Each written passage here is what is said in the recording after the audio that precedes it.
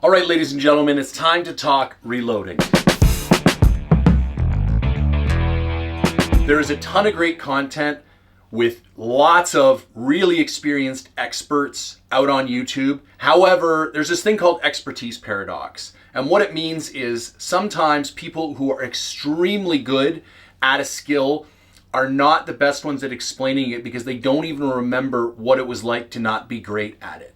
So what I'm trying to give here is a simplified approach to reloading for beginners and intermediates, specifically focused on the needs of a hunter. You have now tuned into the 100 series of the reloading project. There's going to be a 200 and a 300 series.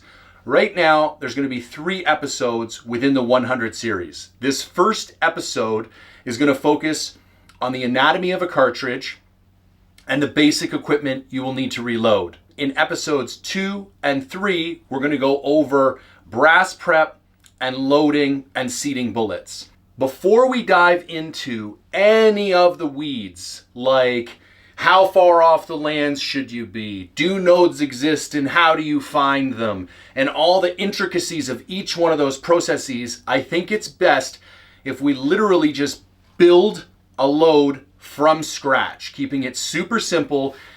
Because when I first started reloading, it wasn't until I built my first few rounds that I was like, oh, diving into those weeds before we have a clear overview of the entire process confuses people. The 200 series of episodes is going to start to get into the weeds. We're going to go over how to find appropriate seating depth, how to find proper charge weight, how to set up a series of tests with different bullets to find out which one your barrel likes best. And then finally, when we get to the 300 series of episodes, that's the ones I'm most excited about, because what we're going to do is start to set up a series of very rigorous experiments where we can start to debunk some of the myths in reloading.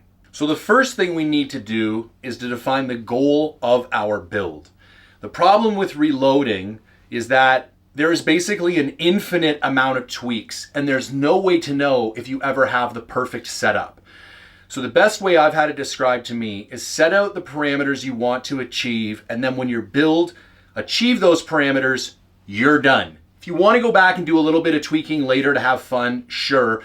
But to be honest, I think our time is better spent shooting out in the field. So the goal for this build is very simple. Is a bullet that's going 2,900 feet per second when it leaves the barrel, is going at least 1,800 feet per second at 800 yards, and has a dispersion of 1.25 MOA for 10 rounds. Now, I'm going to talk about this in depth later on, but 3-shot groups are not sufficient enough to showcase the entire cone of dispersion that your rifle is shooting. That gives us a gun capable of killing at 800 yards, because we would have a 10-inch kill box, and for a lot of the bullets that we're going to use, 1,800 feet per second is the minimum velocity that they will upset or open and achieve proper terminal ballistics.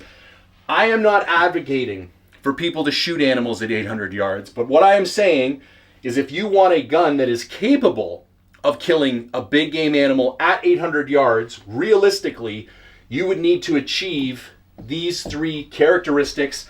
So that's the goal for this build. We're kind of going back in time because I've already done this build. I've already done all the testing. Now I'm going to walk you through how I did that build. But as you can see from the photos that are on the screen right now, and yes, these are smaller groupings than 10 rounds, because the internet is so set, it's hard. There's such a status quo bias around 3-shot groups that I want to show you what this load is capable of at 3-shot groups. Now, you will notice there is a characteristic that I have not used as part of my goal, and that is the fluctuation in speed. And this can be discussed in either extreme spread or standard deviation. Both of those are different ways to look at the variation in speed from the, if you shoot 10 rounds, what was the fastest round, what was the slowest round, and what was the average of them all. And this is something we're going to get into more in the 200 series. But I am way more focused on my grouping and my average velocity than I am on my extreme spread. That being said, depending on the day of the week, this round that we're working on right now has a standard deviation of between 8 and 11 feet per second on 20 round groups. So well within tolerances for a hunting build. The reason I bring this up is that when I first started reloading, I was so hyper focused on extreme spread and standard deviation. And then after all the stuff I learned, I realized as long as it's a reasonable amount, it does not factor nearly as much into your downrange accuracy as some of the other things that we're going to be playing with in this build. Okay, so before we dive into the equipment portion of this episode, I want to go over some basic terminology. Cartridge, spelled appropriately, versus caliber, because people get this very confused. Caliber refers explicitly to the diameter of the bullet that is going down the barrel of the rifle. So a 300 Win Mag, a 300 PRC, a 308, a 30-06, all four of those cartridges are the same caliber. So a cartridge refers to the entire construction of the round. So it's got the bullet, it's got the case, it's got the capacity of volume in the case. Different cases are going to have different bolt faces. They're not interchangeable as far as the actions of the gun goes. I can't put 6.5 Creedmoor cartridges in my 6.5 PRC gun, even though both those bullets would go down the barrel. The cases themselves don't line up with the chamber and the bolt face that is in that gun. So when I say cartridge, that is referring to the whole system. And when I say caliber, that is only referring to the diameter of the bullet. I'm not an artist, so take all of my drawings with a grain of salt. But this is essentially my best attempt at a piece of brass or a case. We have the shoulder here, which is going to be important. And then if we look at the bottom here, if we were to look at that dead on, basically has flat black brass all the way around the inside. Then there's a small indentation in the bottom with a hole in the middle. So essentially, we need a case, we need a primer. The primer goes in this tiny hole that's right there. Then we need powder, which we are going to put to some level within here. And we're going to discuss why different levels could produce more optimal results than others. And then we are going to have a bullet seated within the case here. And we will discuss how seating this to different depths and adjusting the neck tension that is on the bullet are going to have different impacts downrange. So again, just as far as anatomy and a glossary of term goes, we have the case, the primer, the powder, and the bullet. I'm so confident that I've crafted the best performing sock for backcountry hunters that's available on the market today, that I've put together the most insane giveaway I have ever done. And this is not one of those giveaways that you see from everybody else where they went and convinced a bunch of other companies to give stuff. This is me giving directly to you.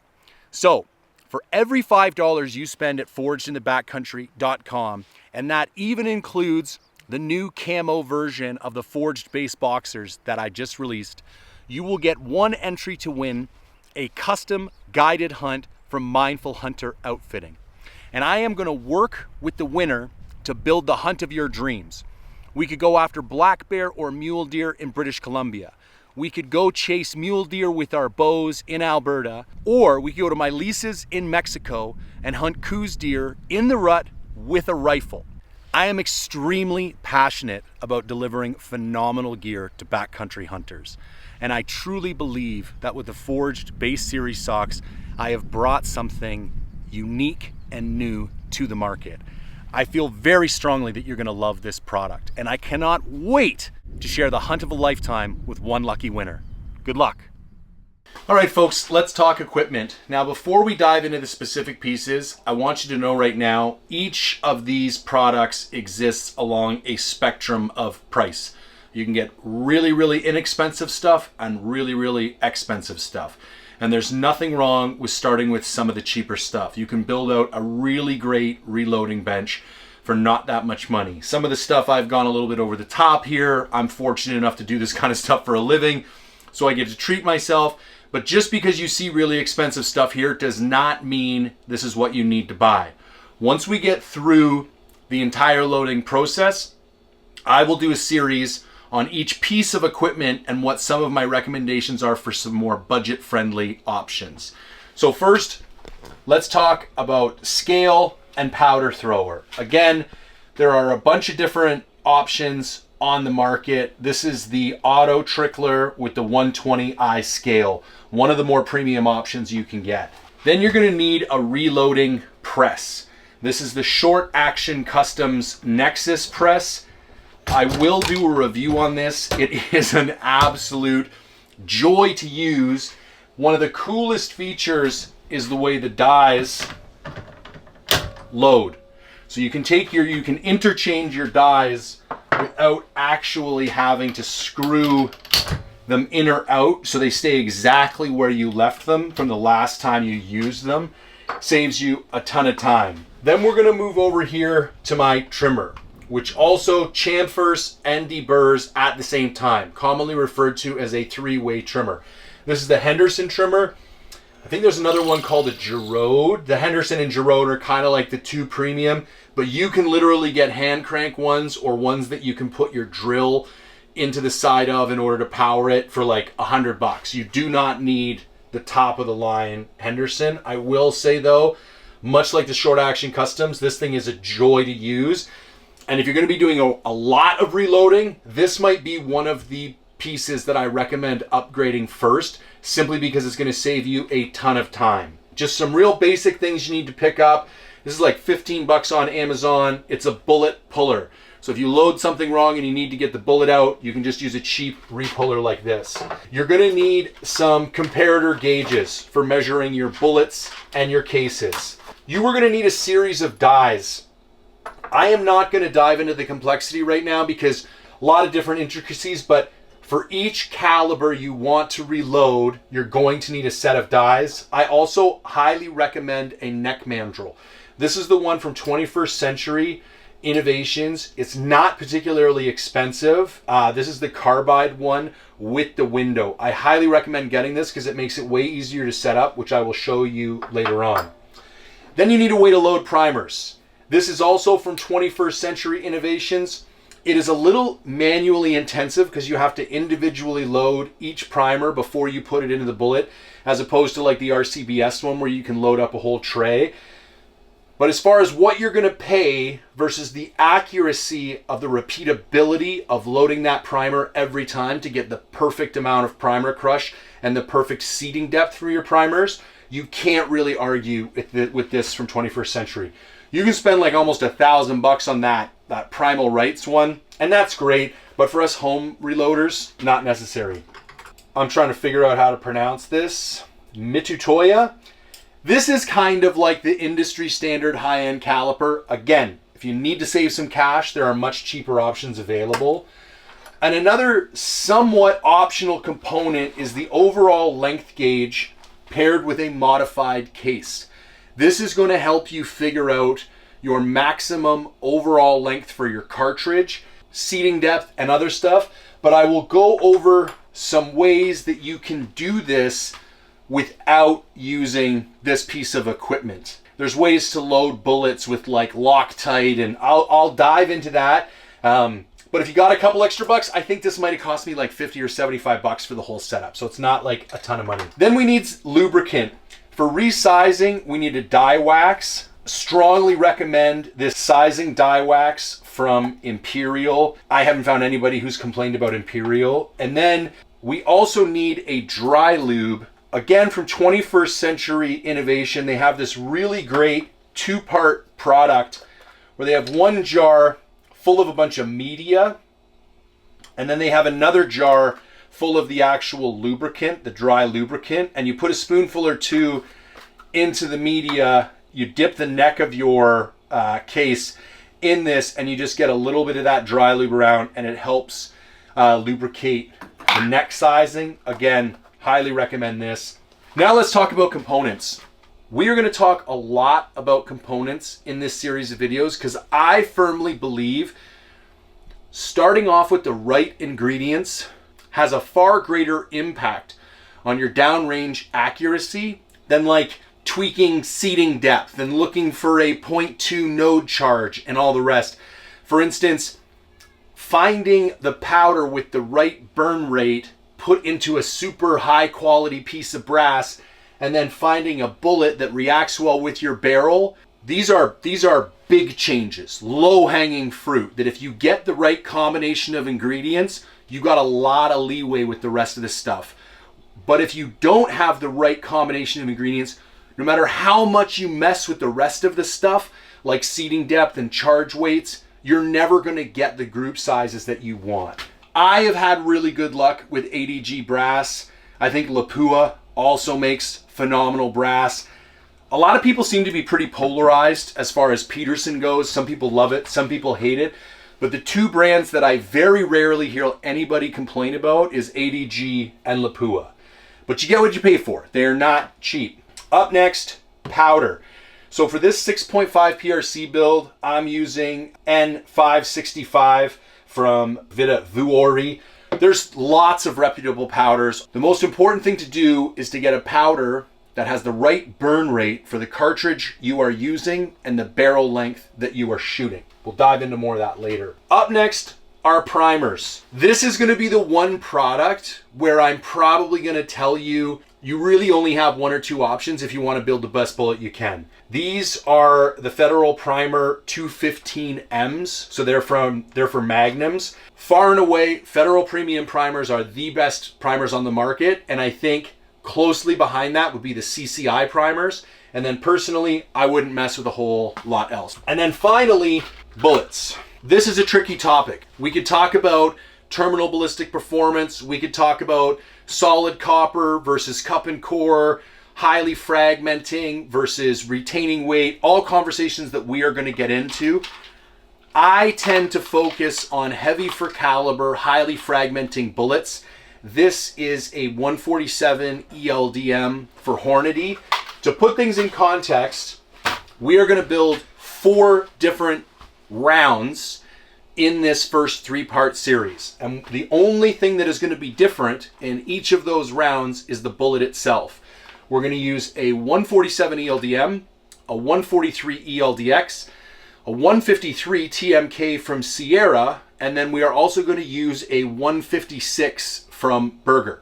And then we're going to do some tests after we build those 4 rounds, and keeping all other variables the same, we're going to see if the barrel of my gun has a distinct preference for one or the other. So essentially, that is the entire list of components you need. That list will be in the description below. You can definitely buy some more budget-friendly options. The one last piece I want to give a nod to, you will notice this kind of mount is from Inline Fabrication. Now, if you have a limited amount of space, and I've actually got a bunch of more gear from Inline Fabrication, but it just came in yesterday and I haven't had time to mount it all. If you are dealing with limited space to build a reloading bench, you can get these quick mount plates. And then for things like reloading press, trimmer, gun vices, they swap in and out, and it made my life so much easier. I didn't have to drill a bunch of new holes in my bench. I can still use my bench for all of my other, stuff that I do and build and putting meals together and do all that kind of stuff. Super easy to swap out, and they also have wall mounts that I'm going to be putting up, so when these are not in use, they stay up and out of your way. So huge shout out to Inline Fabrication. They're building tons of cool stuff. But there you have it. Episode 101, anatomy of a cartridge and the equipment you're going to need. Next episode, we're going to dive into how to prep your brass.